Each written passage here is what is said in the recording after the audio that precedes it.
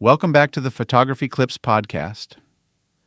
In the world of early American photography, few names carry the elegance and influence of Gertrude Käsebier. She is often hailed as one of the first American photographers to elevate portraiture to an art form.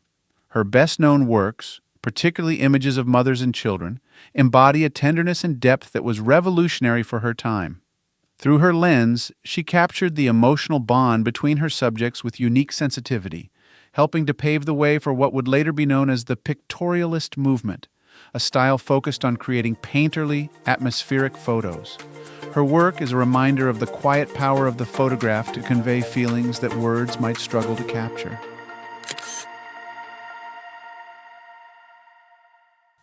Her journey into photography wasn't immediate. In fact, she didn't begin her career until she was in her 40s.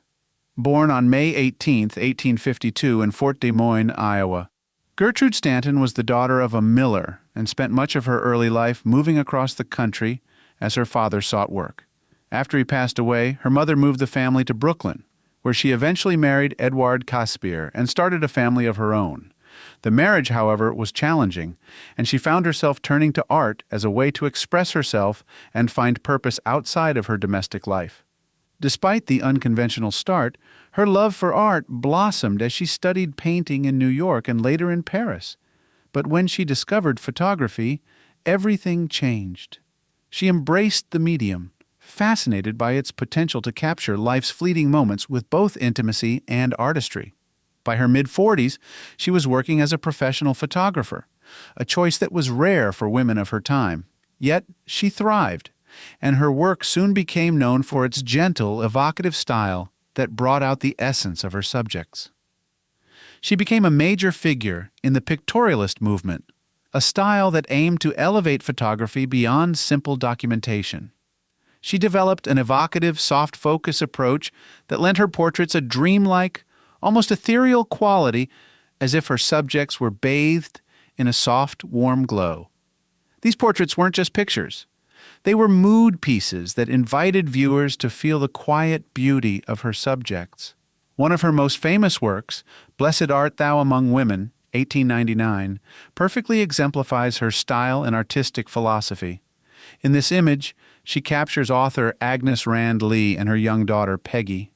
The composition with Agnes standing protectively over Peggy exudes a sense of maternal warmth and devotion. The soft focus technique draws viewers into an intimate, almost sacred space where we're invited to witness a private moment between mother and child.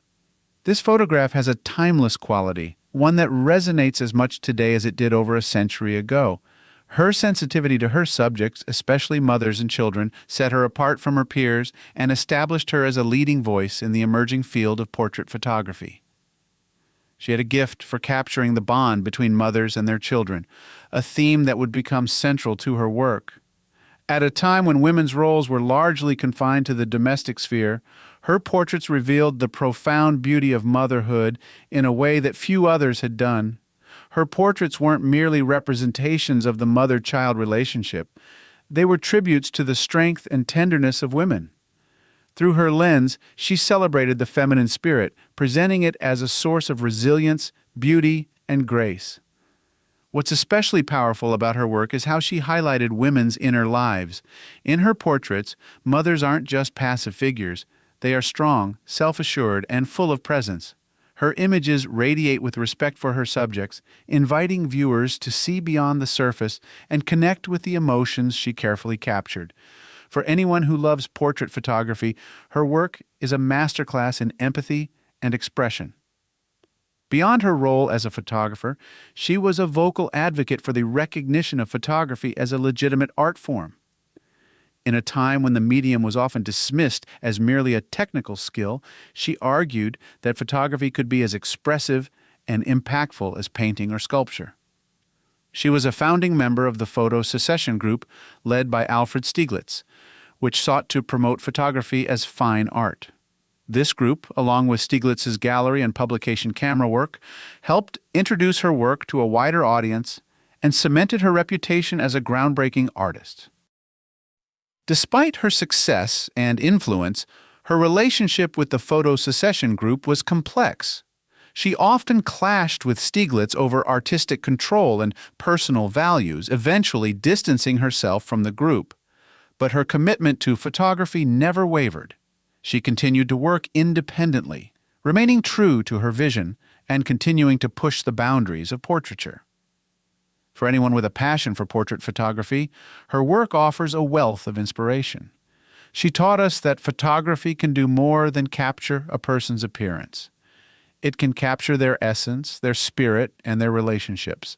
Her portraits remind us that every photograph has the potential to tell a story, to reveal something genuine and heartfelt.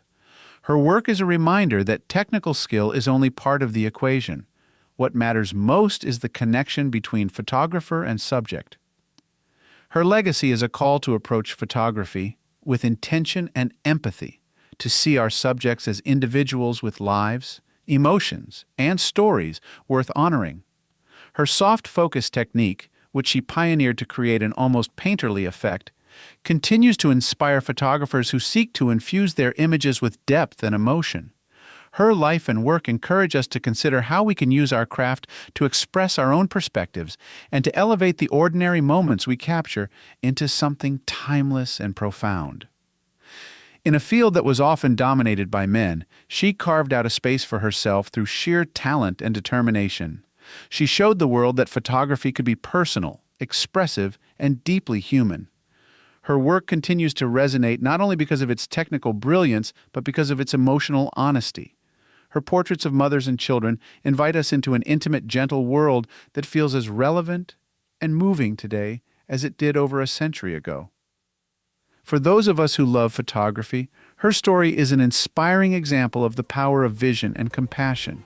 She reminds us that a photograph can be more than an image. It can be a feeling, a connection, a tribute to life itself. Gertrude Käsebier passed away in 1934, but her legacy endures. So the next time you're capturing a portrait, think of her quiet strength, the warmth she brought to her work, and let that guide you in creating your own meaningful, timeless images.